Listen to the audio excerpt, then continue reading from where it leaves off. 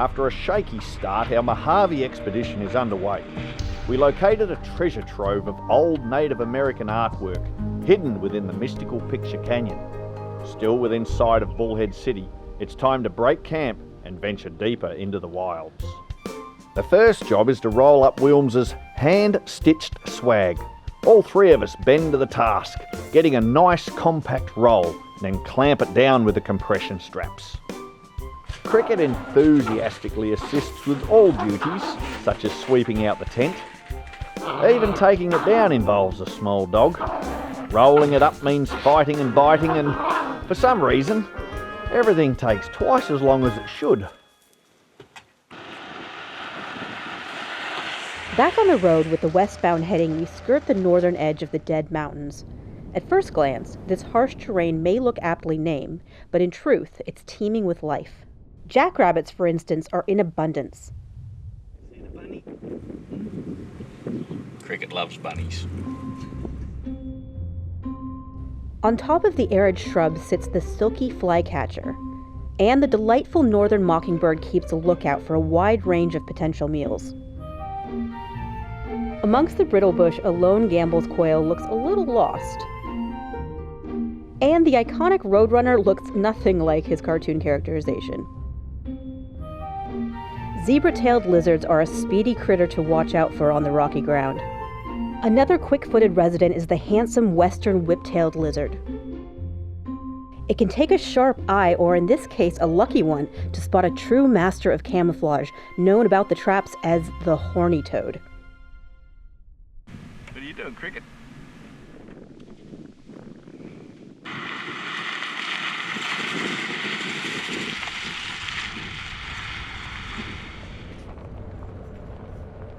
Crikey! Welcome to the Mojave.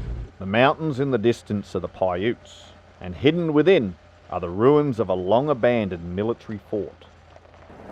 Closer to the mountains, we encounter signs warning of rough conditions ahead. Things get a little rocky almost straight away as the disco begins to climb.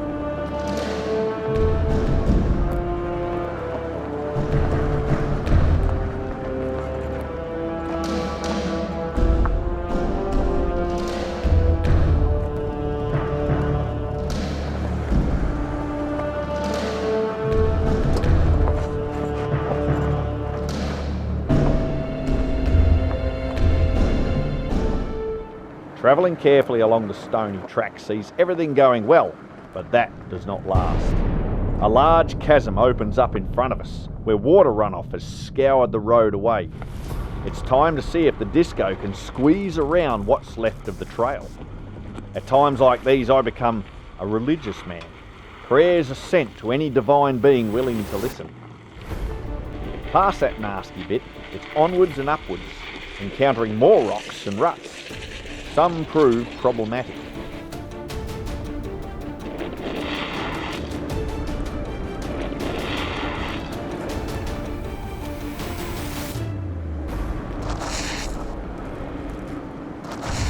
The route to the right has a steep bank that would put the vehicle at risk of rolling on its roof, and that's not a good look.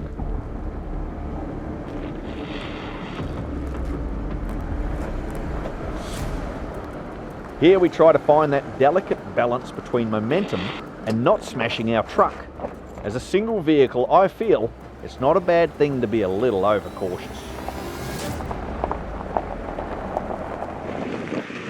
This track's a little rough. Yeah, I'm not gonna lie, this seems like it's a little bit more challenging than the sign led on. I'd say it's fairly extreme.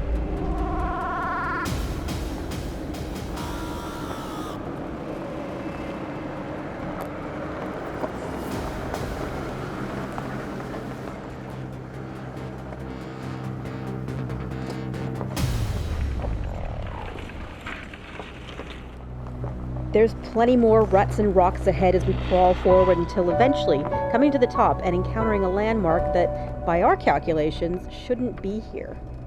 Oh, what? Yes, I knew it. I knew that this was not the road to Fort Paiute.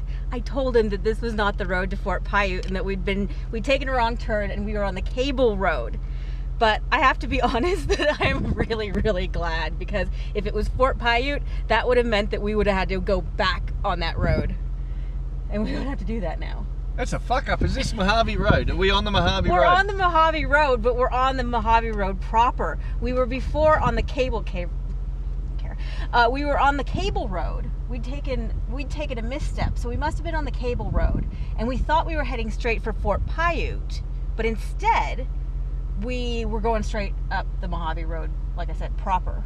So Fort Paiute is somewhere over there. We could walk there. Yeah. Let's do that. So we can hike to the fort from here, but I don't know, there's nothing that says how long of a hike it is. It could be, half a mile, it could be 5 miles. So what do you want to do?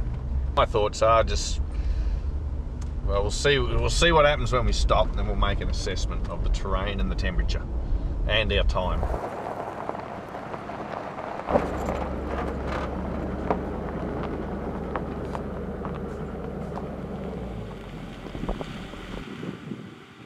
Well, we figured out where we are, and that means that Fort Paiute, which was our destination, is that way, down a long gorge and over a trail that'll eventually link up with it. So we don't know how far that is, which means that we're just going to take this hike and see where we get to. When we get tired, we'll turn around, we'll come back here where we expect to camp. Now it's a bit gusty, so we'll have to hold on to our hats. Our truck's parked up on the western rim of Paiute Gorge. This impressive Cashman area funnels a river of sand into a narrow cleft, slicing through the mountains that, in theory, should lead to the old fort. A little goat track snakes its way down the hillside towards the dry riverbed below.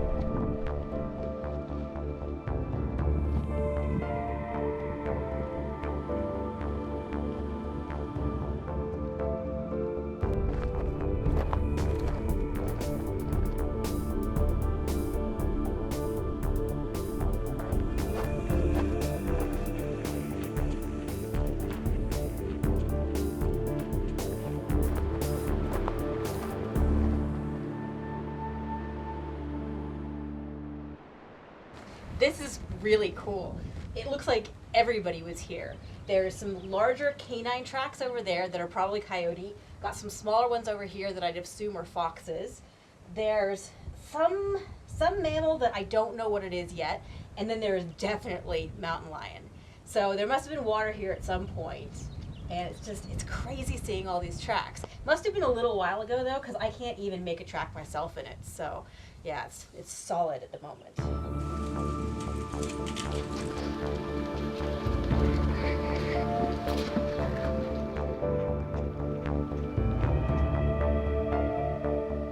We found this wet patch out here, and wet patches don't last long in this climate, so we're thinking it's a very fresh puddle of piss. We haven't seen any people out this way, so we're staying very alert. Our journey through the canyon has already put us on the other side of the mountains, and here we find water and greenery. But we're not out of the woods yet. In fact, we're in them.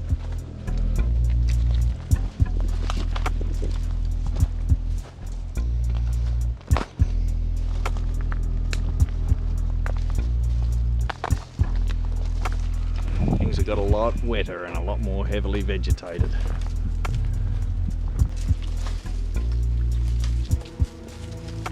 Not quite sure I'm as enthusiastic about this mission as you. As this forest is very thick, we're going to cut up onto the rocks and try and get a better view over the terrain. That proves to be a good idea as we emerge onto more passable country and even find the track that we'd missed somewhere back up the way. We disturb a couple of mourning doves lurking beneath a desert globe mallow. There is a swath of greenery resulting from the abundance of water, and sure enough, we find the rubbly ruins of the old fort. Some restoration has gone on after the original structure was vandalised. A former military base that was built in 1867 to to protect the US mail wagons from hostilities by native peoples. Well, we didn't think we were going to make it, but here we are at Fort Paiute. We just arrived, but the shadows are getting long, so I think it's time to leave. Still, quite an impressive sight, and kind of feels like a little accomplishment. We make the long walk back as briskly as possible and arrive at camp just as the shadows are getting long. The canyon and surrounding mountains are bathed in the last light of day. As it fades, the wind seems to grow colder and stronger. The conditions are unsuitable to light a fire, so we opt to have a quick cook-up on the gas and call it a day.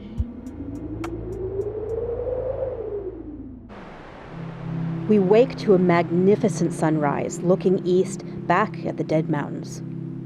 Despite the visual splendor, the wind has not left us.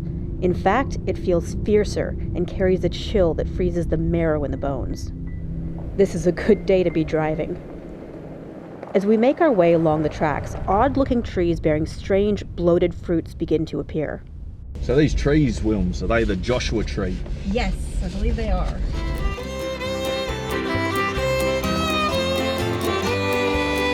Farther up, we get a feeling that we might be off course. Well, is that same friggin' cactus? I don't know! All right, so we've gone wrong somewhere. I don't know. The maps make no sense. They do say it's easy to get lost out here, and I'm starting to believe that. There's a bit of backtracking until we reach a landmark that should be there.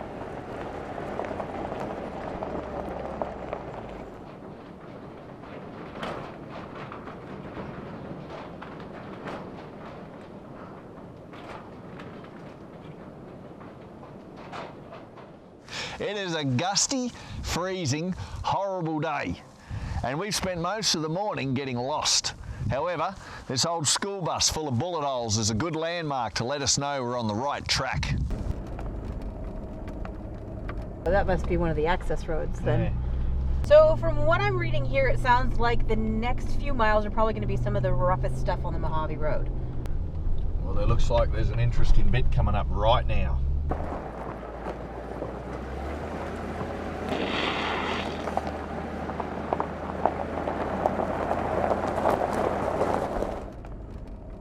When in doubt, hit the gas. Instead, we feel it best to investigate what looked like a sheer drop from inside the disco. Cricket gives it the all clear, and we choose to proceed.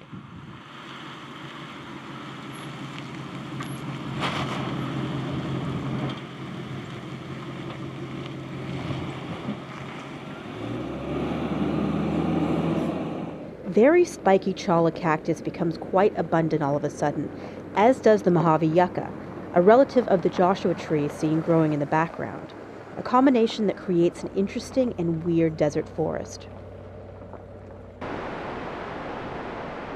So we're at the Penny Tree. This is an iconic stop along the Mojave Road, and I'm not exactly sure what the purpose is other than luck. And I don't really know the rules, whether it's 1 penny per vehicle or 1 penny per individual. So I'm just gonna put in 3, just so we have triple the luck. Soon we come across a larger than normal rock cairn, signifying the imminent arrival of the infamous descent into Watson's Wash. The disco approaches slowly to the edge. This is a little steep.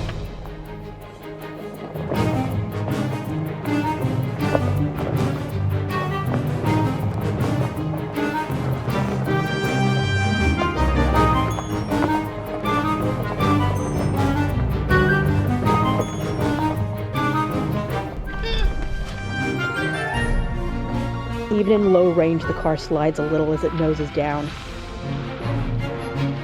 Gravity gets the better of Cricket, flushed out by shifting luggage. But soon enough, we find ourselves in one piece at the edge of the wash. One of the very few convoys of vehicles we've seen along the way is tackling the climb up. It's quite the event.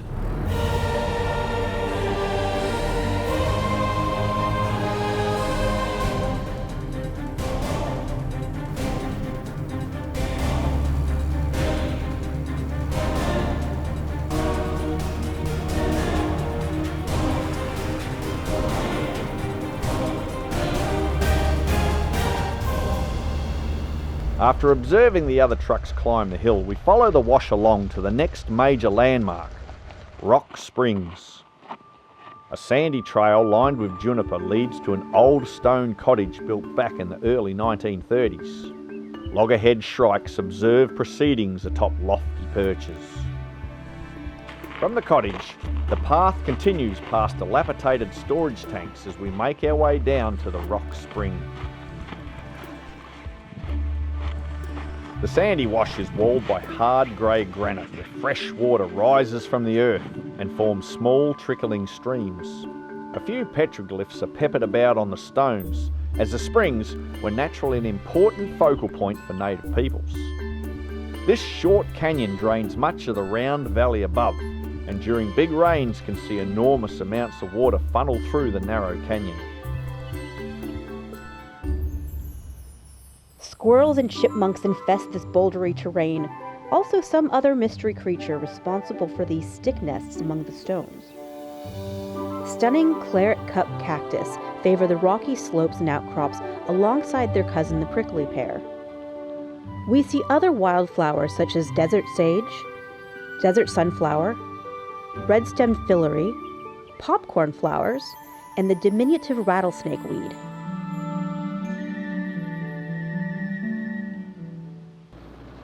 Leaving Rock Springs, we follow some little side roads overlooking beautiful desert countryside and find a flat spot to camp amongst the granite and juniper.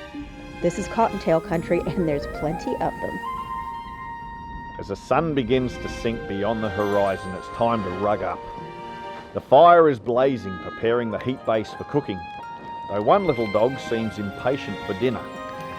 Eventually the grill goes on, and there's no hiding the fact that steaks are a favourite out in the bush.